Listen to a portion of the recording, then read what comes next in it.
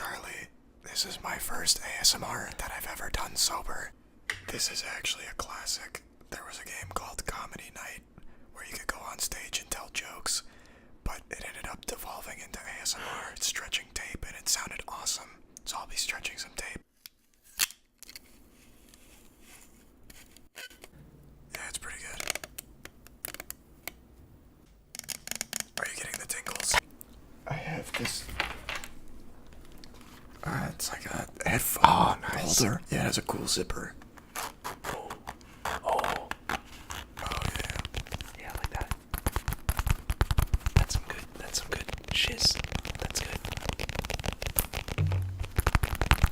That's really good. I have this Xbox controller. Oh, I haven't used it yet. It's called a Battle Beaver. I thought that was just a cool name, so I could do like. Oh, yeah. That's definitely, that's a keeper. Sure. Love Yeah, that. the thumbsticks are real. Yeah, you can flick that Nice. little. You can flick that little. The pad makes noises. And then I thought the last one could be the God Slap comic book. Oh, beautiful. Just flip. Yeah. Oh, God, yes. Could even scratch on Really it. good. Oh, yes. Like flick the pages like a little moist critical librarian roleplay. Oh, yeah. As If a any. creator, none. But I'm gonna transition into soft speak. As a creator, none. But I've been very familiar with the community since GB was at like 500 or 600,000 subs. That's when Wow. it started to like hit recommended for me, and I always found it interesting. So I've always kept up with it for quite a long time. So Okay. I've been very much in the know of the community, but not as a participant. Like if I get real restless, I'll sometimes throw something on to just try and like calm down a little bit, like almost like white noise. How people put on like rain sound effects or something. I'll just have that go for like videos. So like easy listening ones like ASMR, even like old instrumental kind of music and stuff like that. Yeah, that's a good one. I feel like that's a little more easy to make sounds with than pulling tape. I don't remember the first one. It was definitely something from GB, but the one that's the most memorable is the ASMR bank robbery. So I've got asked that question pretty recently too. I just feel like when it's something you love doing, which for me is making things of all shapes and sizes, there's just always plenty of hours in the day to do it. It's just a matter of like actually doing it. So when it comes to like making content, I save a lot of time on creating things by not making scripts, and I do it all on a whim. So I'll read some goofy news or something wild happens in the world, and I'll just immediately start a video and just talk about it and get a little wild with the topic. So a lot of the things I make don't take a lot of time to make. So I've always been able to like make what I want in a timely fashion and still have time for a bigger project like Moist Esports or like God Slap or something like that. And then streaming's always just been a ton of fun, and that's just something I do at the very end of the day after I've already done everything else I wanted to do throughout the day. And I just love doing all of it, so I just always find time for it. I've never wanted a break or felt like I needed it, and I think a lot of that comes down to doing a lot of different things, so I never get bored or burnt out or tired of doing them. So I did, however, take a break in 2011 when I had like health problems with my lung, and I was like, yeah, I don't really feel like making anything, so I took like a 6-month break and really regretted it. Yeah, absolutely, and I'm just really lucky to be in that position. It's something I always recommend to people when they're starting out is like, you can absolutely carve out a niche, but over time it's going to stop being fun at some point. Might be a year, might be 10 years, but doing the same kind of thing all the time is going to get tiresome, so it's always best to try and start finding other things as well to like supplement the normal, keep it interesting and fun. Yeah, because you see so many channels when they're trying to make that transition from, what their initial audience is used to, and the creator trying to transition into something new to make sure they keep uploading videos, otherwise they'll just stop. And that's when a lot of channels I see take like a downswing, because their audience leaves them, and then they're not getting the same views, and YouTube might not promote their videos because they're not doing so well. So it's definitely difficult when you see a creator going through that.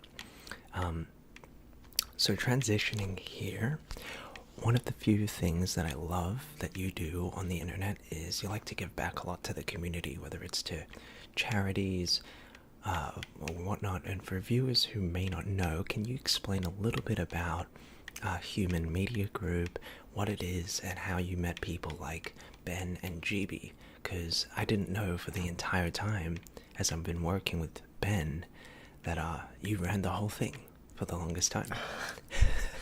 So, Human Media Group started when my friend Matt, he sold his last company. It was he worked his whole adult life to build a brand, and he got investors and everything that really sank everything he worked for. So he was super down.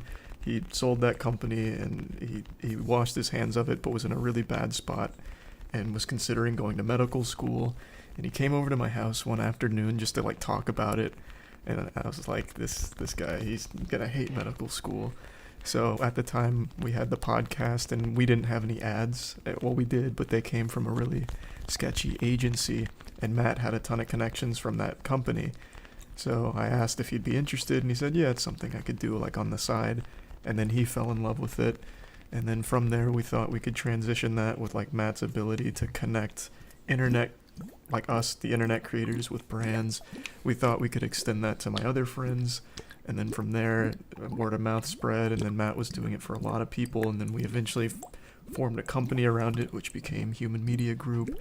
And then Ben got involved because I had reached out to GB because Matt had I think it might have been a Helix deal, and I thought GB might want to be involved in it, so I reached out to her, and she was like, oh, that sounds cool. Actually, Ben does this for me as well. I think Ben and you guys should talk. And then we got to be good friends, and now Ben and Matt kind of run that entire company. I'm just kind of there for the ride, and they've done a lot of really cool stuff, and they've helped out a lot of creators, so I'm super proud of everything they've done. But it's definitely not me that's making all of those miracles happen for Nux when he wasn't getting paid by YouTube and stuff like that. But I'm happy that I had a part in at least getting it there. Cool. Well, I think a lot of people in the ASMR community would find that really interesting to know that Charlie is really involved with the ASMR. I'm getting a haircut on Monday. Oh, that's good. I'm getting good. 2 inches off, so I'm gonna look like a different guy. Oh, okay. Wow, that's really really interesting. Okay. Is there a reason you've decided to just grow out your hair so long? Yeah, it started out of spite because I missed a haircut for 2 months, and people kept saying you gotta cut it, and I was like, no, I don't. You're not my mom. So I started just letting it grow, and I was like, I kind of like it. So now I like it long. So I'll probably keep it long for a while until I get tired of it, which I don't know if I will or not, but for now, I really enjoy it. Yeah, so I was always into Yu-Gi-Oh! As a kid. I played all the games. I even still have Forbidden Memories up there on display. The anime was probably one of my most watched shows, and I used to always love getting the cards. But then when I got to high school, I just completely stopped collecting. I used to play at Toys R Us tournaments once or twice, but in high school I was I'm too old for Yu-Gi-Oh! I'm moving on. And then in 2016, I bought a couple of booster packs at Target, and I was like, this is fun. But then I liked Magic more, so I started buying Magic instead. Collected Magic for a bit until 2017, maybe early 2018. Then just took a break from cards in general. And then COVID came around, and I was like, I need something to do in the car ride. So I was like, I'll just open Yu-Gi-Oh! Cards. Booster boxes for the trip, and I was like, fuck. Oh. So it's just spawned that addiction again, and then I always had the dream of collecting every cool Yu-Gi-Oh! Card when I was a kid, so I was like, might as well go for it, because the prices were pretty cheap then. It hadn't exploded yet, but as I was collecting, the prices started going up, and it got a lot harder. but I did finally get like good deals, and most of my cards are like in damaged condition because I don't grade them. I just keep them for myself. And then after I completed the collection, I was like, I want to get good at Yu-Gi-Oh. So I got into Duel Links. I competed in the last, or the second to last KC Grand Cup. I got to phase 2, but the grind was just too much, so I didn't make it to the final stage. And then Master Duel came out, and I really like Master Duel a lot, so I started to learn the meta, and I really vibed with like a Banish deck, so a lot of my main decks are Banish oriented, so Grin Maju's out the ass. It's just been a lot of fun. I think Yu-Gi-Oh is just the most alive card game with the amount of like strategies and archetypes there are.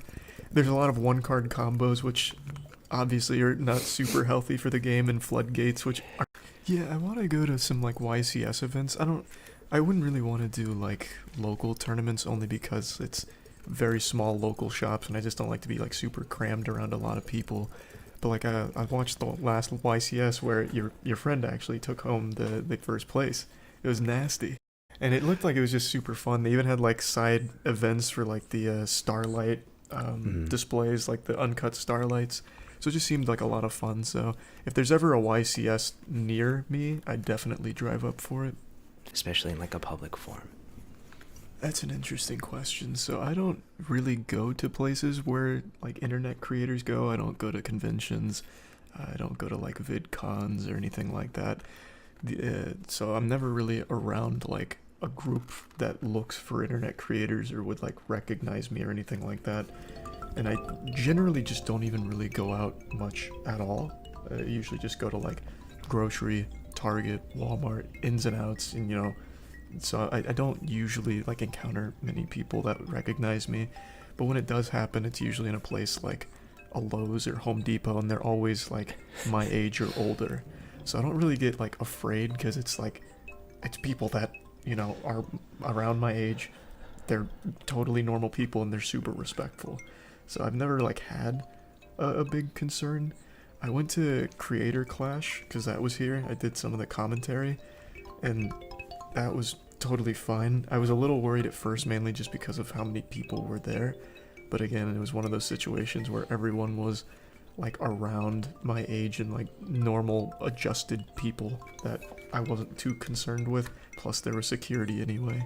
Cool. But yeah, I don't usually go out too much anyway, so I don't get recognized often. Duke played that card in the anime, and that was when they were trying to get Dungeon Dice Monsters to stick. But it never did. I always thought the card design was super cool and was really cool in the game.